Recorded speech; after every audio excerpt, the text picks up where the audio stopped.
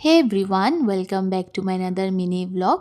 আর এটা হচ্ছে আমার স্যাটারডে ব্লগ। তো শনিবার দিন সকালে উঠেই আমি আগে রান্না বসিয়ে দিয়েছিলাম, কেন কি দিদি ওদের সাথে একটু বেরোনোর ছিল। আর এটাকে কেউ জানো এটা কি মাছ? এত বড় খলিশা মাছ আমি তো আগে দেখিনি, ছোটোই খেয়েছি। তো এতটা বড় ফার্স্ট টাইম দেখলাম। তো এটাই রান্না করছিলাম, এক সাইডে রান্নাটা ভাজাটা বসিয়ে মশলাটা রেডি করে নিচ্ছিলাম। আর এখানে মা করছিল রুটি, কারণ আমি তো রুটি পারি না। আর ওদের ইচ্ছে হলো কি একটু ঘি দিয়ে ভেজে রুটি খাই, তো মা এটাই করে দিচ্ছিল। এই যে, তো রুটি খেয়ে আমি হয়ে গেছি রেডি, স্নানও করে নিয়েছিলাম আর বেরিয়ে গেছি, কারণ সামনেই রায়নের অন্নপ্রাশন। তো তাই জন্য দিদি জিজু বলছিল কয়েকটা ভেন্যু দেখবে, তো আমাকেও যেতে বললো। তো ফার্স্টে আমরা গেছিলাম অভিষেকে।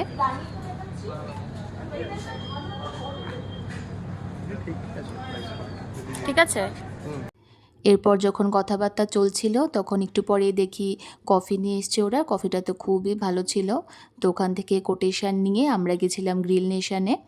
আর গ্রিল নেশন তো আমাদের খুব কাছের বলতে পারো, কেন কি আমার আশীর্বাদ হয়েছে এখানে, আমার ভাইয়ের আশীর্বাদ, ভাইয়ের বউ ভাতের ক্যাটারিংও এখান থেকেই হয়েছিল। তো আমাদের তো এটা খুব ফেভারিট একটা জায়গা। দেন আমরা ওখান থেকে কোটেশন নিয়ে চলে গেছিলাম কেএফসিতে। জিজু ওদিন আমাদেরকে খাইয়েছে কেএফসি থেকে। আর কেএফসি আমার বরাবরই খুব ভাল লাগে। আমি বাড়িতে অর্ডার করে খাই, কিন্তু ওইখানে গিয়ে খেলে যতটা ক্রিস্পি হয় বাড়িতে অর্ডার করলে ততটা ক্রিস্পি হয় না, কেমন একটু নেতিয়ে যায়। আর খাওয়া নিয়ে যখন উপরে যাচ্ছিলাম তো দিদির সঙ্গে হয়ে গেছে ছোট্ট একটা দুর্ঘটনা, তোমরা দেখতেই পাবে।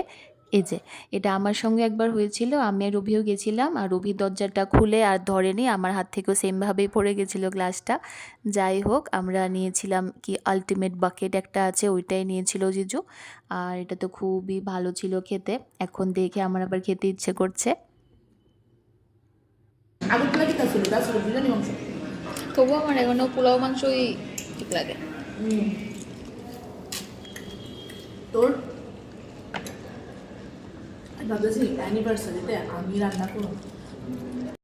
এরপর খাওয়া দাওয়া শেষ করে অনেকটা গল্প করে আমরা বেরিয়ে গেছিলাম। তো ফার্স্টে গেছিলাম বটতলাতে, ওখান থেকে দিদি আর জিজু একটু কেনাকাটা করলো। এরপর বাড়ি চলে এসেছি, এসে আমি লাঞ্চ করে ঘুমিয়ে গেছি। আর দিদি আর জিজুকে বলেছিলাম আজকে আমাদের এখানে খাওয়ার জন্য। তো ঘুম থেকে উঠে আগে আমি রান্নাটা বসিয়ে দিয়েছিলাম। আমার রান্নাও শেষ হয়ে গেছিলো। আর 8টা সাড়ে 8টা নাগাদ দিদি ওরাও চলে এসছে। আর আসার সময় দেখো দিদি আবার রান্না করে এনেছে চিকেন পকোড়া। এরপর আমরা সবাই মিলে পাঁপড় পকোড়া চা খেয়েছি। আর এই যে রায়ন সোনা মার কোলে দেখো, একটুকুও জ্বালায় না, নো কান্নাকাটি, এত লক্ষ্মী কিউটি। সবাই একই জায়গায় জিজ্ঞেস করছে লিস্ট কত। আচ্ছা হ্যাঁ সবাই একই করছে কোর্স কত জন, আর আমরা কি বলে যা আরে শুন না, কইতাছি এই তাকিয়ে থাকে কিন্তু ক্যামেরার দিকে। ভেরি ক্যামেরা সাইডে। হ্যাঁ এই বুবু বুবু তাড়াতাড়ি এরপর আমরা আবার ওকে দেখো পোটলা করে নিয়ে গেছি আমাদের বাড়িতে, কারণ ওই দিন ওর 4 মান্থ কমপ্লিট হয়েছে। তো কেক কাটিং হবে। ঠাকুমা তো আসতে পারবে না, অসুস্থ, তাই ওই বাড়িতেই করেছে। দেখছে আমার দিকে তাকাই। Happy birthday to you happy birthday তাকিয়ে আছে কোথায় ও? বাবা না না না হেড অন দরকার শুনো। এটা রেখে দাও। হ্যাঁ আমার গিফটটা ঘরে রয়েছে, জানতেই মনে নেই।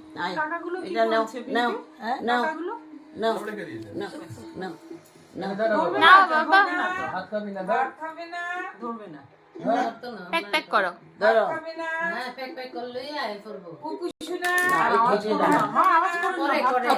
এরপর আমরা খেয়ে নিয়েছি পেটিস আর কেক। আর কেকটা তো খুব স্বাদ ছিল। আমি মিষ্টি একদম পছন্দ করি না, ইভেন কেকও না, তবুও ওই দিন কেকটা আমার খুব স্বাদ লেগেছে। খেয়ে আমরা চলে এসেছি আবার ফ্ল্যাটে।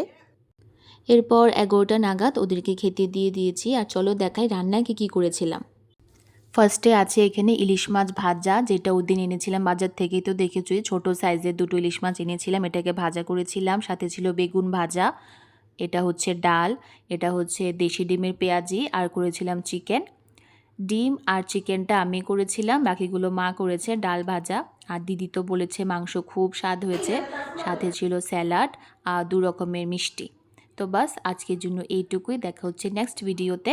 আর আমার ভিডিও যদি ভালো লেগে থাকে করবে লাইক, ফলো আর কমেন্ট। Bye bye.